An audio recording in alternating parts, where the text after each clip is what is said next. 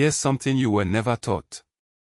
In 1998, the BBC launched the first major history documentary about Africa produced entirely by Africans. Not by British historians. Not by colonial archivists. By African scholars like Cheikh Anta Diop and Oli Mosrui. This is the story of Africa, a 30-episode radio series that rewrote history from the ground up. Imagine this. You turn on the radio in Lagos or Nairobi, and instead of hearing some British voice narrating Africa's past, you hear Swahili traders describing Indian Ocean routes. You hear Hausa griots recounting the Mali Empire's gold. You hear Amharic scholars debating Aksum's obelisks. This wasn't just a documentary. It was a revolution. The BBC's The Story of Africa didn't just talk about ancient Egypt or Great Zimbabwe. It let Africans tell their own stories.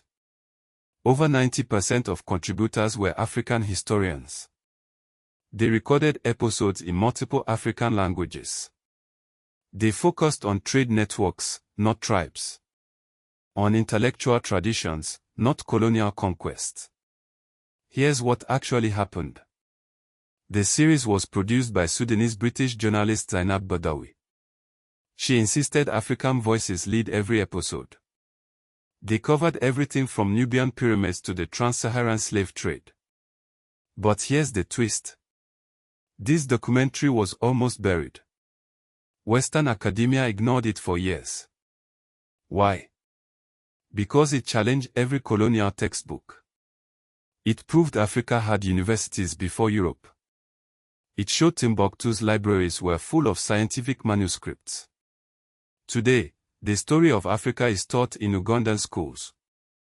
It's studied at the University of Ghana. But most of the world still doesn't know it exists. So ask yourself, why do we learn about Rome and Greece, but not Mali or Aksum? Why are African languages still sidelined in history classes? The answer is in the silence. But the truth is on the airwaves.